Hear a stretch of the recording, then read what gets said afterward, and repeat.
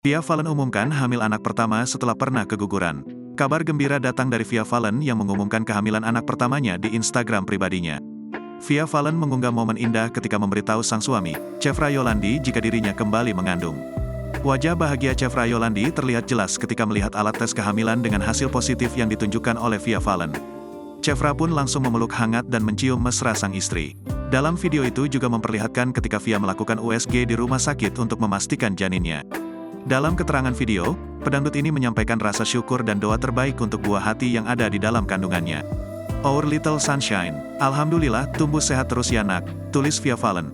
Dilansir Jumat, tanggal 16 Februari tahun 2024. Unggahan Via itu pun langsung disambut baik oleh penggemar dan rekan artis lainnya. Tak sedikit yang mendoakan agar Via Valen dan janinnya sehat hingga persalinan tiba. Untuk diketahui, Via Valen pernah mengalami keguguran pada tahun 2022 lalu di saat usia kandungannya 8 minggu.